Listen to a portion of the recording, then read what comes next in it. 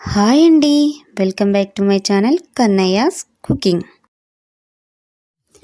ఈరోజు నేను ఎంతో సాఫ్ట్గా నోట్లో వేసుకుంటే కరిగిపోయేలా ఉండే రవ్వ లడ్డూల రెసిపీని షేర్ చేయబోతున్నాను.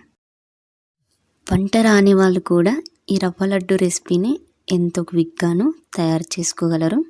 ఇందులో నేను ఒక సీక్రెట్ ఇంగ్రీడియంట్ని కలుపుతానండి.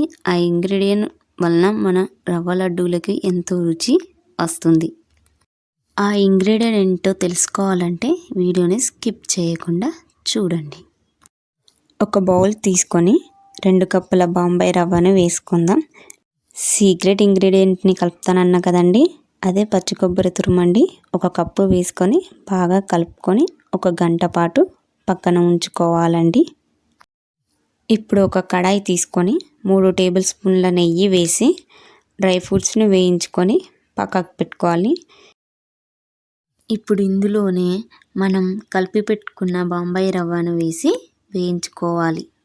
15 నుండి 20 నిమిషాల పాటు మంచి సువాసన వచ్చే వరకు బాంబాయి రవ్వని లో ఫ్లేమ్లో నిదానంగా వేయించుకోవాలండి. మన బాంబాయి రవ్వ ఎంత మంచిగా వేగిపోతే మన లడ్డూ రెసిపీ అనేది అంత టేస్టీగా ఉంటుందండి. ఇప్పుడు పానకం కోసం ఒక బౌల్ తీసుకొని 2 కప్పుల బాంబాయి రవ్వకు 1 కప్పు చక్కెర తీసుకుంటున్నానండి నేను ఇక్కడ. అలాగే 1 కప్పు నీరు యాడ్ చేసుకోవాలి. స్వీట్ తక్కువ తినేవారు 1/2 కప్కి కొంచెం ఎక్కువగా చక్కెర కలుపుకుంటే సరిపోతుందండి. ఎందుకంటే మనం బాంబాయి రవ్వలో పచ్చి కొబ్బరి తురుమును వేసాం కాబట్టి అది కూడా కొంచెం స్వీట్గా ఉంటుంది.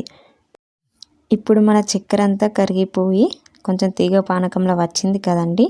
ఇప్పుడు మనం ముందుగా వేపి పెట్టుకున్న బాంబాయి రవ్వ మిశ్రమాన్ని అంతటిని పానకంలోకి యాడ్ చేసుకొని నిదానంగా 10 నిమిషాల పాటు కలుపుకోవాలి.